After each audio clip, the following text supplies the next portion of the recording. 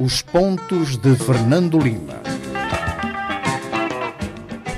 Boa noite, rádio ouvintes e telespectadores. Cá estamos nós para mais um Pontos de Fernando Lima, programa 75. Falamos em direto a partir da rádio Savana 100.2. Estamos também em direto no Facebook. Pode ouvir o programa em diferido aos sábados, 12 horas, nesta estação emissora, e também em diferido na televisão independente de Moçambique, terças, quintas-feiras, às 21 horas. Boa noite, Fernando Lima, bem disposto para o programa 75. Estamos a 25 do centenário. Quase. Mas hoje, quase que a figura da semana, hoje seria o frio que se faz sentir aqui na zona sul de Moçambique, e, ao mesmo tempo, um fenómeno que não é normal. Estamos em plena época seca e quase estamos em situação de cheia no centro de Moçambique. No centro de Moçambique está a chover torrencialmente. Ou tem chovido torrencialmente. São as chamadas mudanças climáticas? Penso que sim. Há falta de melhor explicação. Penso que sim, porque não costuma chover. Isto, inclusivamente, tem prejudicado alguns programas, nomeadamente nas coutadas de caça no centro de Moçambique, porque torna as picadas intransitáveis para os programas com os turistas que neste momento estão aqui em Moçambique para fazerem safaris. O seu foco de semana é o centenário de Nelson Mandela. Exatamente. Nelson Mandela é uma figura incontornável, apesar de algumas controvérsias ao longo da sua vida, e tendo uma personalidade muito própria. Aquilo que não é controverso é o facto de líderes de direita, de esquerda, do centro, comunistas, sociais, democratas, cristãos, liberais, concordarem que, incontestavelmente, Nelson Mandela foi a figura política do século XX. Porquê? Porque é incontornavelmente um ícone da tolerância, uma pessoa que esteve 27 anos numa prisão, que sai da prisão para ser o principal ator de um processo de reconciliação nacional num país africano, e um processo que claramente teve sucesso e cuja herança todos nós continuamos a beneficiar na África Austral, é qualquer coisa de notável. O facto de ter todos estes apoios também não tornaram Nelson Mandela uma pessoa simpática, no sentido de ser, digamos, um defensor de lugares comuns. Nelson Mandela sempre manifestou as suas convicções, nunca se coibiu de manifestar as suas convicções, independentemente se os seus amigos gostassem ou não. Por exemplo, muitos dos seus admiradores tiveram que engolir em seco com o seu inabalável apoio à causa palestina, à defesa do regime cubano, à defesa do regime líbio. E isso nunca mudou as suas posições. Por exemplo, e também continua a invasão ao Iraque pelos aliados dos Estados Unidos. Por outro lado, aqui na África Austral, apesar de muitos líderes criticarem em privado Robert Mugabe, ninguém o fez tão explicitamente como Nelson Mandela o fez em relação a Mugabe. Inclusivamente, há um vídeo muito engraçado que ele brinca com o cortejo automóvel de Robert Mugabe. Os seus netos perguntavam-lhe porque que ele também não tinha um cortejo com tantos pirilampos Por exemplo, em relação a Angola, ele também nunca escondeu que gostaria de ver um processo de reconciliação entre a UNITA e o MPLA. Claramente favoreceu o diálogo com a UNITA, o que foi, aliás, uma posição que irritou particularmente o MPLA e José Eduardo Santos. Portanto, era uma pessoa de fortes convicções, só fez o mandato como presidente e, mesmo assim, já não sendo presidente, digamos que ele era a autoridade moral da África do Sul até à sua morte, e as suas intervenções tinham um impacto tremendo dentro do ANC, e por via do ANC acabavam por influenciar o governo da África do Sul enquanto esteve vivo. Portanto, é uma figura incontornável da nossa história contemporânea, e os seus 100 anos, portanto, que é uma data simbólica. Nelson Mandela faria esta semana 100 anos se estivesse vivo. Tem ou está a ser assinalada em todo o mundo, com festivais de música, com simpósios, conferências, exposições, o que mostra da universalidade desta personalidade sul-africana. E coube a Barack Obama fazer o discurso principal em Johannesburg nesta terça-feira. Uma boa escolha. Eu penso que sim. Apesar de Barack Obama é muito mais controverso que Mandela. Por exemplo, coube ao presidente Clinton prestar todas as homenagens a Mandela, nomeadamente, lembro-me apenas de uma passagem quando Clinton disse que um dos seus heróis de juventude era exatamente o Nelson Mandela. No politicamente correto, claro que fica melhor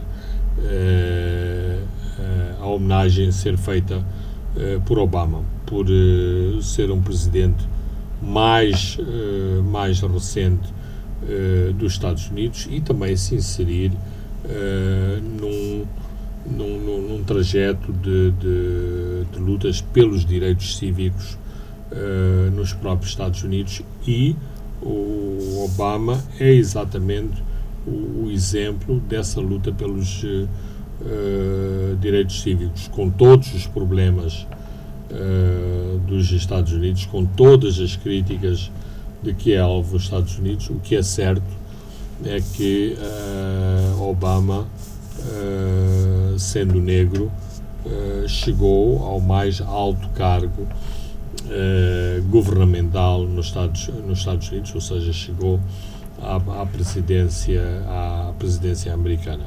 A controvérsia em torno de Obama muitas vezes resulta do facto de que uma pessoa, quando é negra, parece que tem que ser especial.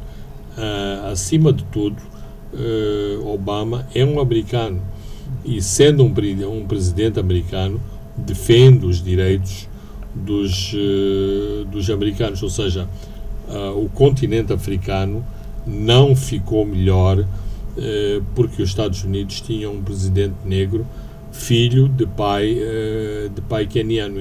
E às vezes nós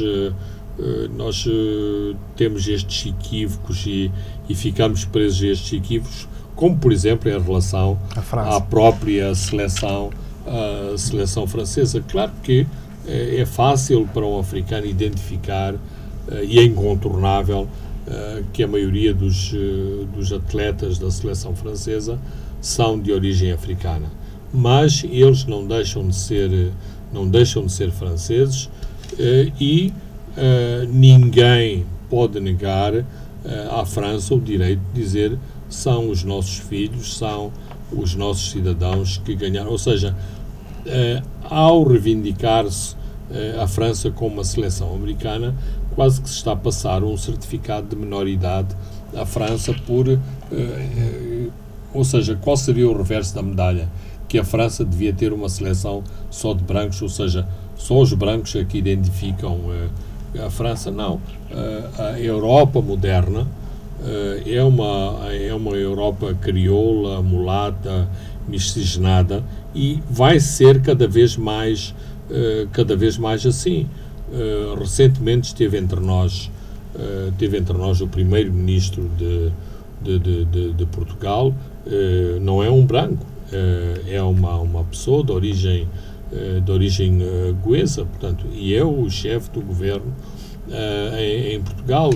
Há cada vez mais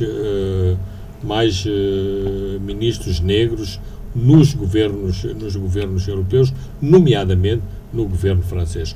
Londres é uma das principais cidades europeias.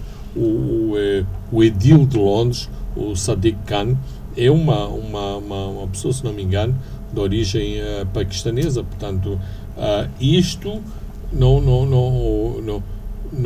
cabe aos paquistaneses reivindicar que o mayor de Londres é um nosso. Não, ele corresponde a uma evolução das próprias sociedades europeias, e nós, à distância, só temos que assinalar isso, sem entrarmos em chauvinismos baratos de reivindicar para nós a vitória no Mundial de Futebol. Muito bem, Fernando Lima, vamos ao outro tema. O Parlamento aprovou a legislação eleitoral que faltava. Finalmente já estão criadas, do ponto de vista legal, condições para a realização das eleições autárquicas. Os instrumentos legais foram aprovados esta semana, faltando apenas a promulgação do Presidente da República e a respectiva publicitação no Boletim da República.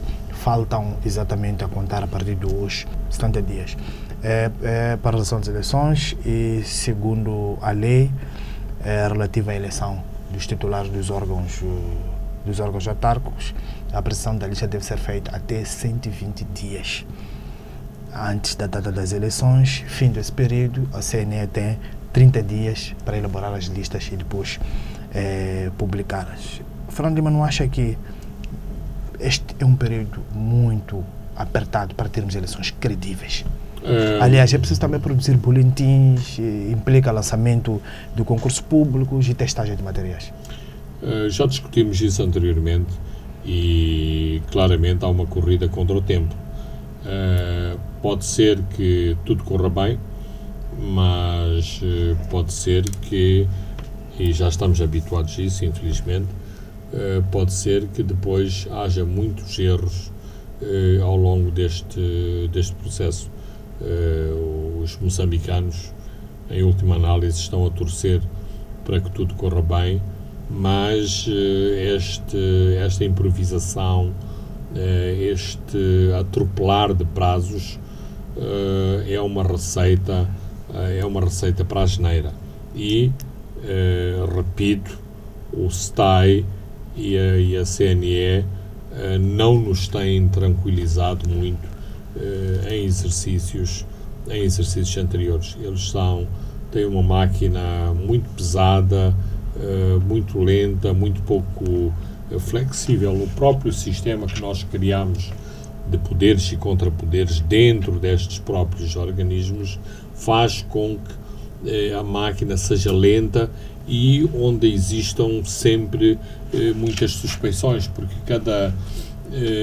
cada iniciativa que é tomada por um presidente de um organismo, portanto um diretor de qualquer organismo dentro do STAI, tem sempre as críticas dos seus oponentes, uma vez que quer a Frelimo, a RENAM e o MDM estão representados ao nível das cúpulas destes organismos, o que faz com que ele não seja eficiente. E eu penso que há de chegar um dia em que acordemos de que efetivamente o STAI tem que ser essencialmente um órgão técnico de organização de eleições, sem qualquer chancela chancela política. E a CNE continua como um órgão independente?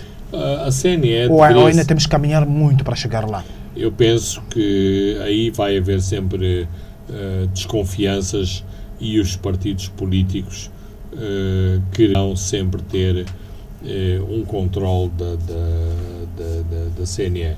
Estamos muito longe de haver confiança política suficiente para que a CNE também seja despolitizada. Aliás, os partidos políticos encarregaram-se de desautorizar a própria Comissão Nacional de Eleições quando a sociedade civil foi chamada a intervir na constituição da própria CNE. Se há uma grande charada na escolha dos membros da sociedade civil, é exatamente na Comissão Nacional de Eleições, em que às vezes são criadas organizações completamente desconhecidas e obscuras só para que um determinado partido político consiga eleger os seus membros. Tem a sua própria sociedade civil.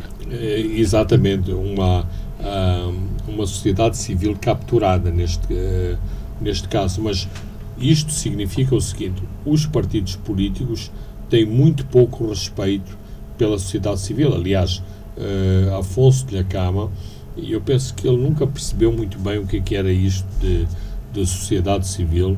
Dizia sempre que a sociedade civil era uma criação da Frelimo e era uma manipulação da Frelimo. Ora, a questão é que ele identificava estas manipulações como manipulações da Frelimo, logo a chamada sociedade civil era uma criação da Frelimo.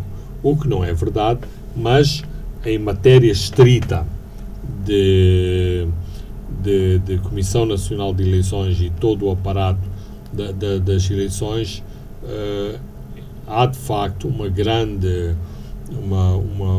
manipulação em relação às organizações da sociedade civil. Eu próprio já participei num escrutínio e, para meu desespero e também frustração, as pessoas escolhidas exatamente não foram escolhidas pelos seus méritos, mas foram escolhidas pela sua filiação partidária. E também olhando para as leis que foram aprovadas, uma das inovações é que a Assembleia Autárquica tem o poder de demitir o edil em caso da violação da Constituição e demais legislação autárquica, as regras de probidade e comprovada a violação das regras orçamentais e gestão financeira. Fernando, isto não abre caminho para que tenhamos edis não estáveis e desblindados no seu posto? Tem esse potencial, exatamente. Mas a ideia que acabou por vingar, claramente, é de que os edis não se podem independentizar dos partidos políticos. E estes poderes que são atribuídos à Assembleia Provincial são uma faca de dois gumes. Por um lado, dão mais poderes aos partidos. Às assembleias municipais, que não tinham tantos poderes, mas os poderes das assembleias municipais, no fim do dia, repousam nos partidos políticos que controlam os grupos de representantes nas assembleias municipais. Portanto, digamos que a Assembleia Municipal vota em função da sua disciplina partidária, porque se um partido, como aconteceu na votação contra Enéas Comiche aqui há uns anos, quando ele não conseguiu os votos do seu próprio partido para ser candidato a um segundo mandato. Portanto, foi a disciplina, para além da manipulação, mas foi a disciplina partidária que impôs esta derrota. Portanto, sim, esta questão reforça toda uma tendência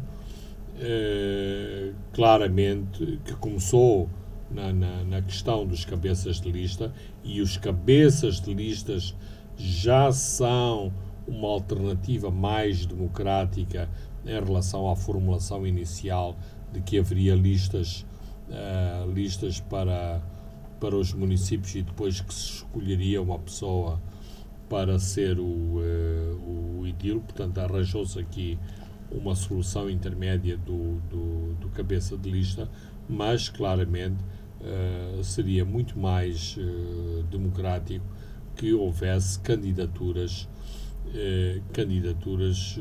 de elementos ou de pessoas ou de indivíduos que fossem exatamente candidatos a líderes de município, a presidentes de municípios, o que com esta formulação de cabeça de lista claramente dá muito mais importância àquilo que se entende chamar por partidocracia, ou seja, a imposição e o controle dos partidos sobre os seus militantes, nomeadamente aqueles que compõem a Assembleia Municipal e depois aqueles que estão à frente dos municípios. E outra coisa é a forma como é que como uma determinada lista ganha, que é maioria simples. Acha que maioria simples é bastante para formar um governo municipal? Isto também não vai abrir este caminho, não vai abrir esse espaço para que tenhamos governos municipais, não tenhamos governos municipais sólidos. Vamos dar um exemplo, temos a Frelimo, MDM e a Renamo. E a Frelimo ganhou por maioria simples, mas MDM e a Renamo lá dentro formam não podia-se abrir espaço para que formasse uma coligação e governasse, tal como está a acontecer em Portugal, por exemplo, com a Costa. Abertamente, não. Isto vai ser um foco de instabilidade em todos os municípios onde uma maioria simples seja inferior à soma das votações nos outros partidos. Ora, se no nosso sistema político temos 3 partidos fortes, há toda a possibilidade, e de acordo com experiências de eleições anteriores, determinados municípios, nomeadamente na zona centro e na zona norte, terão a possibilidade de ter um vencedor por maioria simples, mas depois a maioria dos votos estará de facto com outros partidos. É claro que isto é uma receita para a instabilidade, para a contestação, por isso mesmo, e já cautelando esse potencial de instabilidade, é que se criou aquela norma que se o orçamento da autarquia não for aprovado, serve ao orçamento anterior. O orçamento do ano, o último do ano anterior. Do ano anterior. Portanto, digamos que o legislador está consciente da instabilidade que pode ser criada pelo sistema de maioria simples.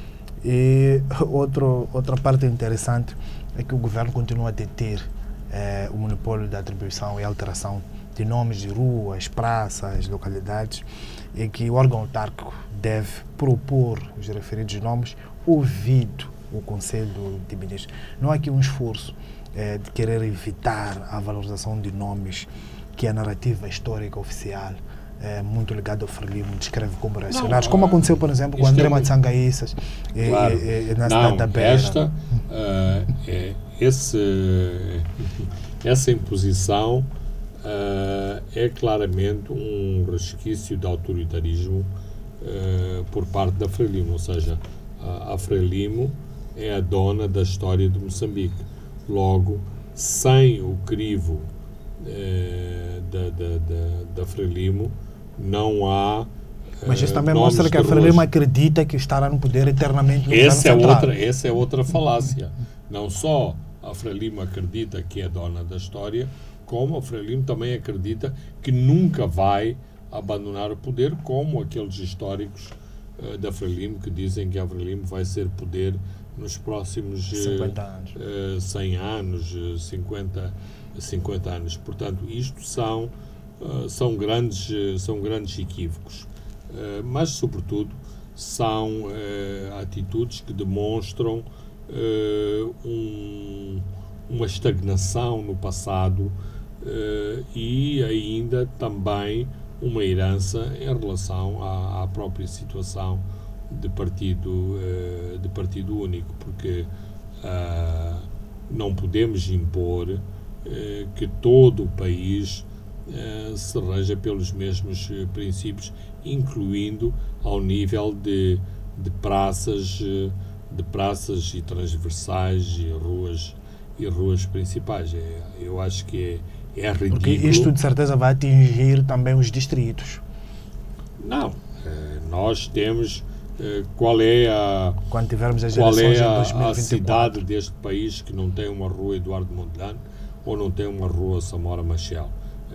Em última análise, até revela alguma falta de criatividade. Não é preciso que todas as cidades repliquem a toponímia, por exemplo, da capital do país, mas há uma grande falta de criatividade. Aliás, a falta de criatividade é espelhada nos mais variados eventos. Por exemplo, hoje quase que está convencionado que as datas nacionais só se podem celebrar com uma deposição de uma coroa de flores. Às vezes não há mais nada que a deposição de uma coroa de flores. Ora, será que isto deve ser o assinalar ou a cerimónia principal, por exemplo, do aniversário da independência, do aniversário do início da luta pela independência? Quer dizer, nós às vezes ficamos acomodados e preguiçosos, não queremos pensar noutro tipo de iniciativas e, portanto, resumimos um evento a uma coroa de flores. Como aqui há um grande seguidismo, depois as províncias e os distritos todos fazem a cerimónia, resume-se a uma coroa de flores no distrito, na província na e localidade. provavelmente na localidade. Aliás, eu já estive num feriado em Almoine e foi exatamente isso que se esteve a fazer. E Almoine é sede distrital, se não me... É um distrito em Inhambane. Se não me engano. Eu estava a ver se Almoine era um distrito ou era dependente da Machixe. Mas, portanto, com os mesmos cerimoniais e rituais. Eu não estou contra a deposição da coroa de flores, mas gostaria que houvesse outras coisas que não apenas a deposição da coroa de flores. Muito bem, Fernando Lima, vamos a um brevíssimo intervalo e voltamos já. Pontos de Fernando Lima. Boa noite, estamos de volta à segunda parte dos pontos de Fernando Lima. Fernando Lima, vamos agora dos candidatos a cabeças de lista, mas vamos primeiro ao partido Frelimo. Chegam-nos informações de que o comitê da cidade de Frelimo escolheu Samora Machel Júnior e 3 nomes foram enviados à Comissão Política. São eles Enéas Comis, que é membro da Comissão Política e presidente da 2ª Comissão na Assembleia da República, Fernando Sumbana Júnior, o antigo ministro de Turismo, e Razak Manique, um ilustre desconhecido que ocupa a vice-presidência da Assembleia Municipal. Chegam também sinais que há um enorme descontentamento e indignação pela forma como está a ser conduzido este processo internamente e também nos bastidores dos que apoiam Samito Júnior, que inclui também alguns históricos, não vieram público ainda, mas chegam-nos essas informações, prometem protesto. É possível isto, Fernando Lima, num partido que sempre defendeu unidade e que os militantes sempre disseram que são disciplinados? Bem, isso mostra que nada é acomodante, ou que de facto o Partido Frelimo, aquilo que eram as tradições e as unanimidades, não são mais as unanimidades do passado, e sobretudo a exclusão de Samora Machel Júnior está a provocar uma grande revolta nas bases do partido aqui na cidade de Maputo. Não só porque a candidatura seguiu todos os trâmites de acordo com a diretiva, como tem sido alvo de muita manipulação. É importante referir que Samora Machel Júnior não foi o único candidato que submeteu, portanto, os seus papéis no tempo devido a outros candidatos, nomeadamente Edson Macuacua e Gilberto Mendes e o vereador João Matelombo. Foi na sequência do aparecimento de 5 candidatos iniciais que a Comissão Política resolveu avançar com Inês Gomes. Se não me engano, foi o jornal Savana que mencionou esta opção da Comissão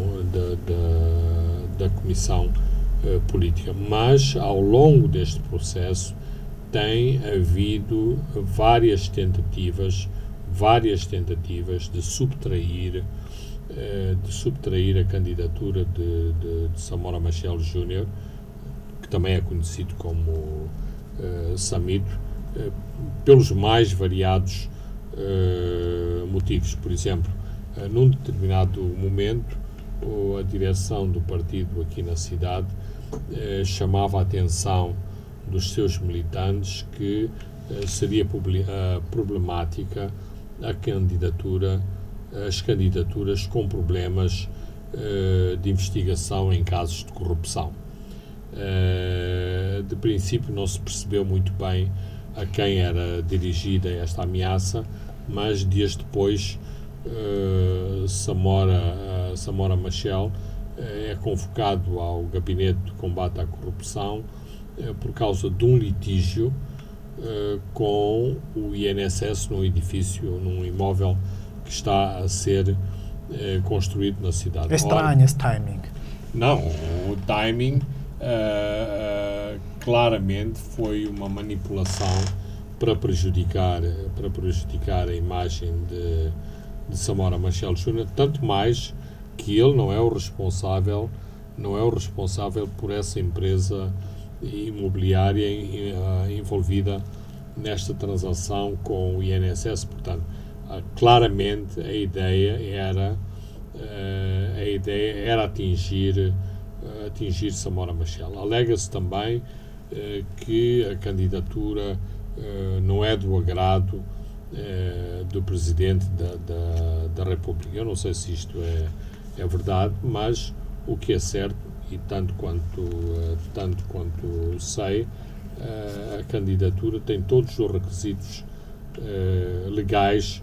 Portanto, eventualmente, e o processo ainda não chegou ao fim, uma vez que a Comissão Política não deu o seu veredito sobre os 6 nomes que a cidade escolheu, nomeadamente Comis, Razak Manique e Fernando Sumbano. Portanto, à semelhança do que aconteceu em situações anteriores, quando os candidatos escolhidos pela direção do partido foram contestados e foi preciso, à última da hora, acrescentarem-se mais candidatos. Estamos a falar da eleição para o candidato à presidência da República.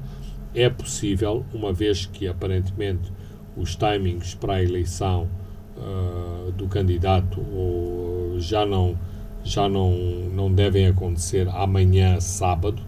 Portanto, podem haver manifestações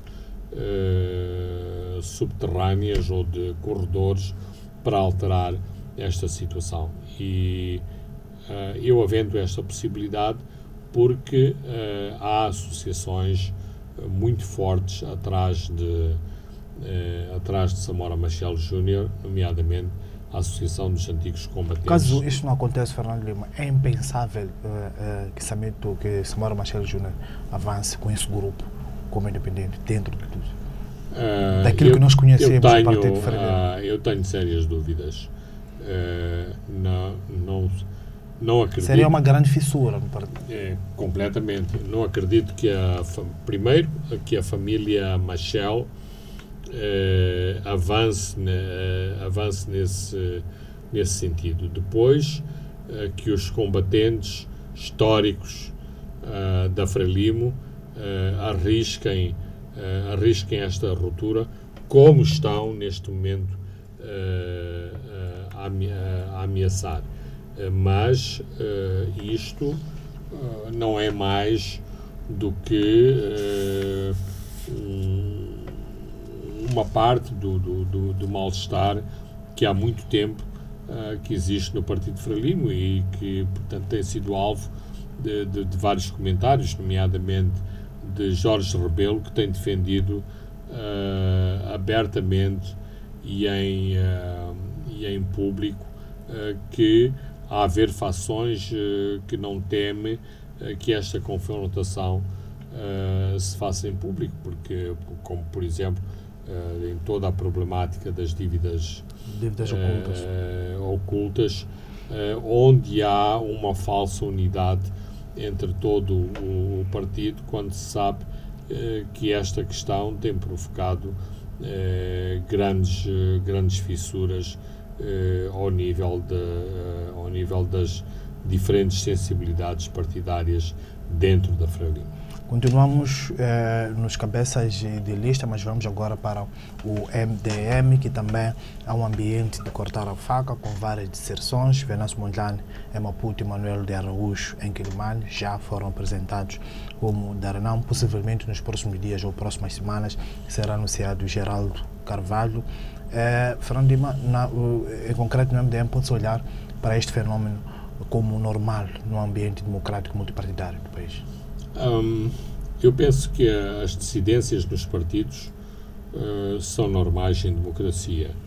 Aquilo que não é normal em democracia e aquilo que não é normal na tradição dos partidos é uma pessoa mudar de camisa, ou seja, mudar de partido como se muda de camisa todos os dias.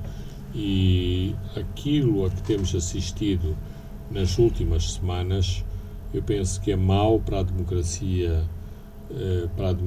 moçambicana e para o próprio exercício político e de cidadania em Moçambique. Ou seja, hoje eu sou do MDM, amanhã sou da RENAMO e depois da manhã sou do PPM. Claro que não sou do PPM, porque o PPM não tem qualquer potencialidade em função das minhas próprias ambições políticas. Ou seja, será que esse hipotético PPM me dá o cargo de edil de Maputo, que me dá um lugar na Assembleia da República? Não. Eu quero estar num partido que me ofereça um lugar ao sol. Ora, isto desvirtua completamente o sentido de militância, de convicção, de ideologia, das ideologias e dos programas políticos que diferenciam e caracterizam cada um dos partidos políticos. Portanto, aquilo a que temos assistido é claramente uma feira de vaidades. Não é bom, por exemplo, que exemplo estamos a dar aos jovens em termos de militância política, que hoje uma pessoa veste uma camisa e imediatamente no dia a seguir está abraçada à bandeira de outro partido e a dar vivas a outro partido. Afinal, ontem, o que é que estava no seu coração? Estavam os ideais desse partido que abraçou no dia seguinte ou do partido onde, inclusivamente, recebia honorários do Estado para representar esse partido. Portanto,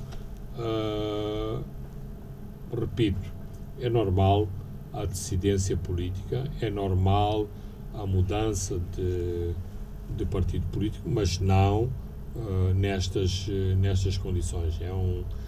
E não nas circunstâncias conjunturais, ou seja, as pessoas estão-se a baldear dos partidos a que pertenciam. Porquê? Porque há um ato eleitoral que vai ocorrer nos próximos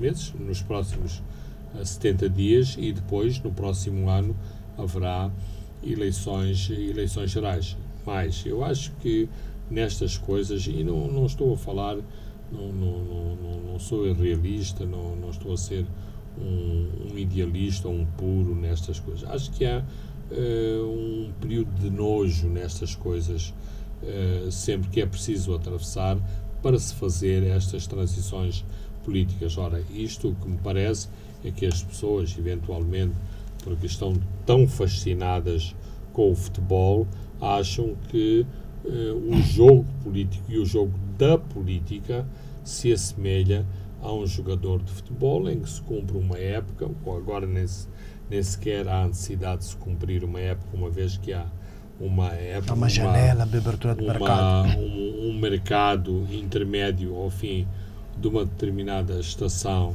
de um determinado campeonato, para as pessoas fazerem as transferências desportivas de acordo com esse mesmo calendário. E, portanto, essas analogias não se pode fazer com política? Não, absolutamente. Não é possível, porque a questão do exercício... Só para irmos um pouco para o futebol, a Juventus contratou o Cristiano Ronaldo, que vai lhe dar golos, vai lhe dar resultados e vai lhe dar uma exposição um pouco mais mediática. Arnamo foi buscar Venâncio Mondlane e o Araújo, que tem um seu capital político próprio, que acreditam que estes podem dar. Isto também, Fernando Lima, pode também concorrer para provocar quesilhas e rupturas dentro da própria Arnamo. Arnamo não estará a comprar um problema futuro. Arnamo está claramente a comprar um problema. Aliás, o hiato artificial que foi criado entre as candidaturas e o anúncio dos cabeças de lista para determinadas localidades corresponde a uma tentativa de gestão de um mal-estar que existe na Renamo em relação aos seus militantes não poderem concorrer para essas listas, nem serem candidatos de lista, tendo-se recorrido a pessoas que vêm, que ainda ontem eram de outro partido. Portanto, claramente, inclusive já assistimos a declarações públicas nesse sentido, cria mal-estar no partido que está a receber essas pessoas.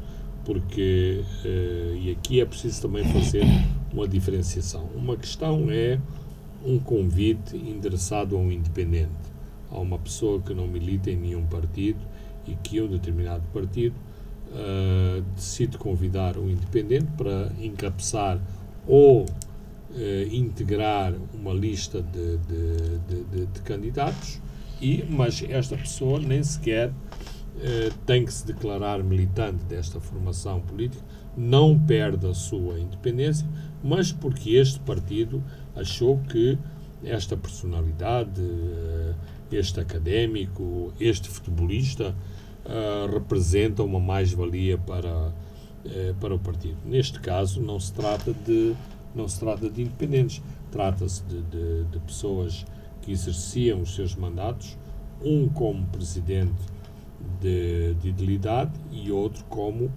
deputado à Assembleia da República. São questões distintas. Por exemplo, são questões distintas das listas de membros do MDM que nas últimas semanas tem submetido a sua renúncia a membros do MDM, sem que conheçamos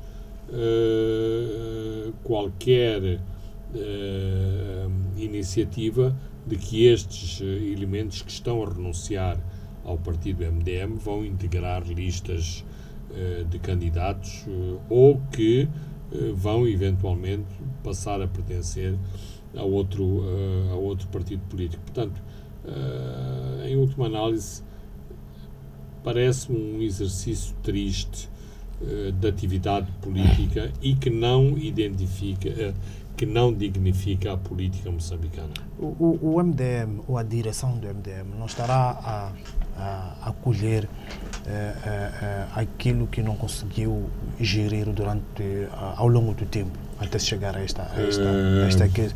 Na última entrevista, Davis Mango disse que o partido não perde com a saída dessas pessoas. Não, o partido não perde no sentido da militância, porque estas pessoas, ou seja, as pessoas de quem estamos a falar, nunca foram militantes de base do MDM. Também entraram pela porta principal, subiram de elevador, com foguetes, com holofotes e subiram de elevador, claro, ou seja, chegaram ao palco de elevador.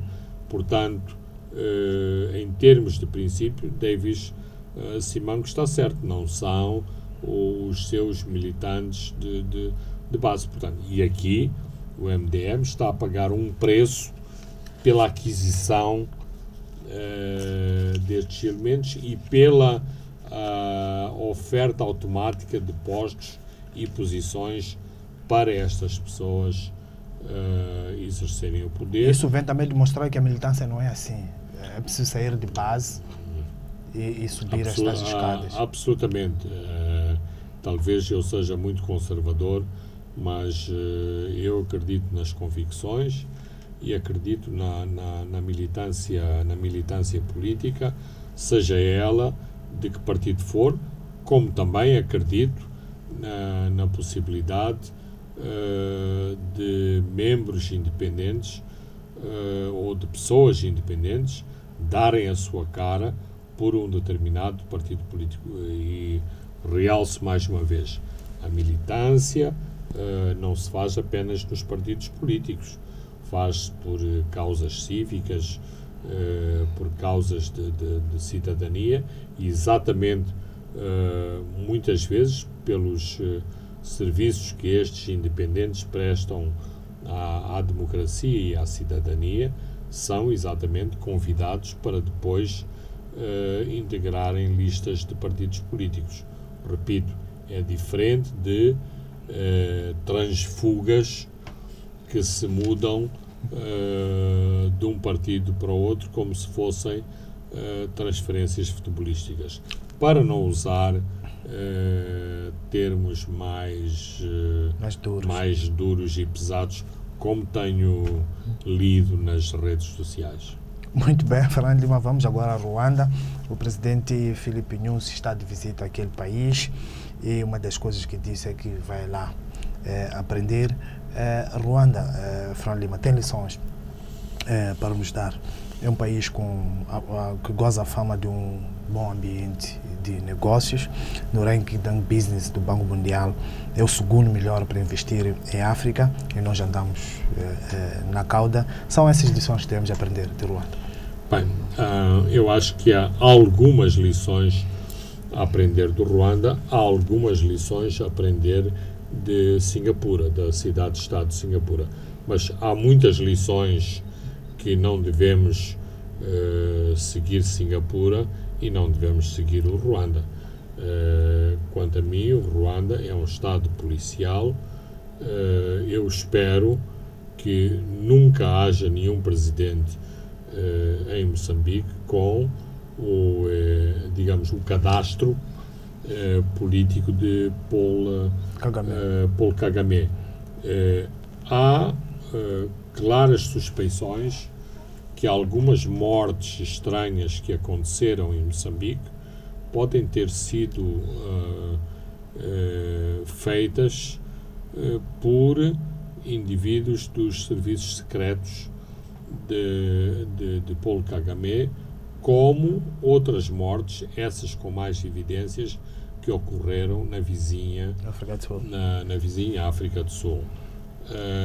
Claro que uma parte dos refugiados ruandeses em Moçambique não são apoiantes de Kagame. Aliás, se fossem apoiantes de Kagame, não estavam em Moçambique, estariam no Ruanda. E dado que o conflito no Ruanda teve características étnicas profundas, daí o genocídio que caracterizou esta confrontação interna no Ruanda, a maior parte da comunidade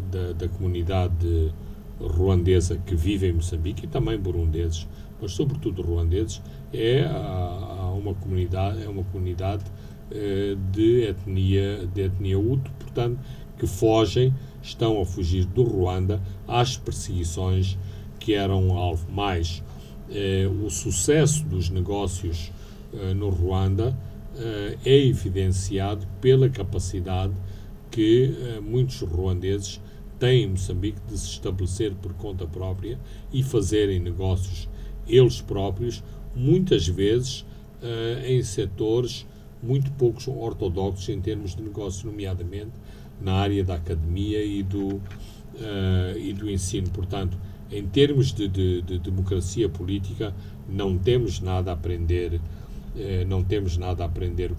O presidente Nyusi diz que o Moçambique está disposto a apoiar ruandeses que voluntariamente querem regressar ao seu país e ajudar o seu governo. É uma forma diplomática de dizer não a deportações, porque a justiça ruandesa insiste num sistema de cooperação estreita com Moçambique para perseguir alguns ruandeses presumíveis autores de genocídios que estão refugiados aqui. Todo este dossiê começou com uma exigência à altura. A Ministra da Justiça era Bem-vinda visitou Ruanda, que foi confrontada com uma lista, se não me engano, de 23 personalidades que o governo ruandês gostaria que Moçambique repatriasse. E, corretamente, Moçambique não repatriou essas pessoas. Algumas desses elementos nem sequer eram conhecidas das autoridades de migração em Moçambique e, portanto, não é só a questão do repatriamento obedecer leis de reciprocidade entre os dois países. Há convenções internacionais reguladas pelas Nações Unidas que exatamente não permitem a devolução ao país de origem de pessoas que são exatamente perseguidas por motivos políticos. E quando eu digo perseguidas por motivos políticos, estou exatamente a referir-me a isso. Portanto, não me estou a referir àqueles que são condenados por crimes de guerra e que têm sido sistematicamente levados ao Tribunal Penal Internacional para serem condenados devido ao seu envolvimento no genocídio, no horrendo genocídio do Ruanda. Portanto, aquela reconciliação e aquela convivência que muitas vezes se fala no Ruanda não é tão natural e tão pacífica como se pretende referenciar. É muito imposta, ou seja, os Tutsis são hoje os vencedores do genocídio e, portanto, eles impõem a sua ordem no Ruanda. Agora, dito isto, não se pode escamotear o grande sucesso que o governo de Kagame tem tido, nomeadamente na área económica, e por isso os grandes níveis de crescimento. Portanto, o Ruanda continua naqueles 7% que eram também uma nossa característica há 3 anos atrás.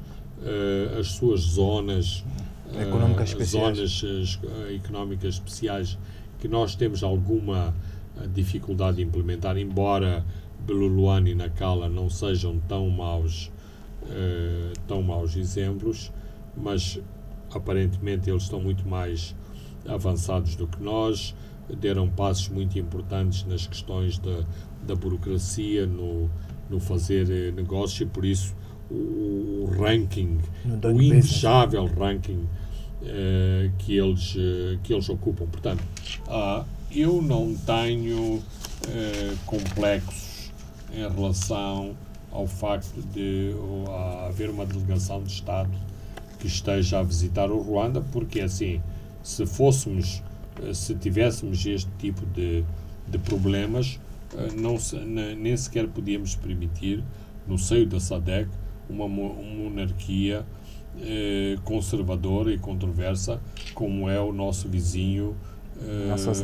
Swazi, onde as mulheres são escolhidas para concubinas reais, apalpando os seios, vendo as suas dentições se são robustas ou não. Portanto, não é por aí. Convivemos com uma ditadura em miniatura, mesmo aqui ao lado. O mesmo será dizer que regime temos na República Democrática do Congo. Nem sei se há um regime, se há vários pequenos protetorados dentro da República Democrática do Congo. Portanto,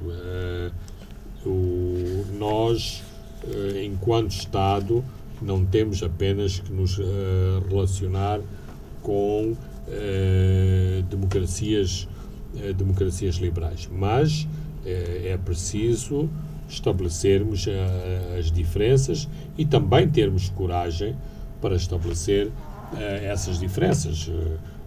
Penso que, por exemplo, o governo de Moçambique andou bem quando deu uma resposta correta às exigências, por exemplo, do presidente turco, que também queria o repatriamento de dissidentes que viviam em Moçambique e que têm uma obra notável, por exemplo, no domínio da educação e do ponto de vista económico, em todos os empreendimentos imobiliários que se têm desenvolvido no sul de Moçambique. Portanto, os Estados têm os seus interesses e, neste caso, politicamente, Moçambique tem conseguido gerir bem a situação. Agora, mistificar as situações e transformar o Ruanda numa grande democracia, não há democracia nenhuma.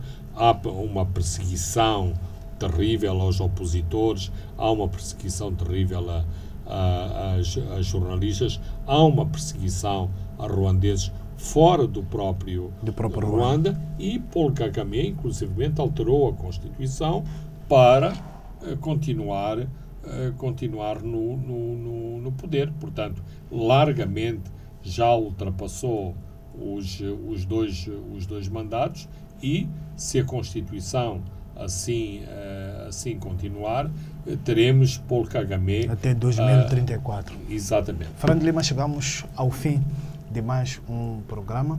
Eu sou Francisco Carmona. André dos Santos tratou da parte técnica. Boa noite, nos vemos de hoje a 7 dias. Pontos de Fernando Lima.